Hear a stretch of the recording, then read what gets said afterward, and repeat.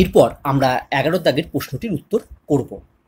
এ ও B ঘটনা দুটি স্বাধীন এবং P of A equal to 3/5 ও P of A intersection B equal to 4/9 হলে পি অফ বি এর মান হবে নিচের যে 4টে বিকল্প আছে তার মধ্যে কোনটি?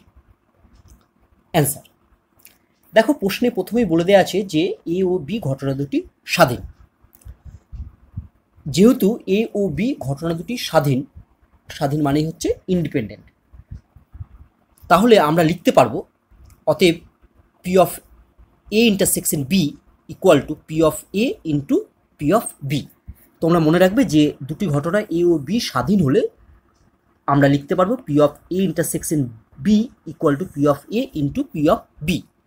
আবার যদি P of A intersection B equal to P A into P B দেওয়া থাকে, তাহলে আমরা বলতে পারবো যে এ ও বি ঘটনা দুটি স্বাধীন বা independent.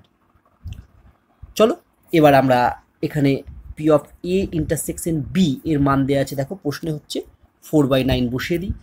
4/9 equal to P of এ এর মান দেওয়া আছে হচ্ছে 3/5 ইন্টু পি অফ বি। এখান থেকে আমরা লিখতে পারবো implies P of B equal to 4/9 into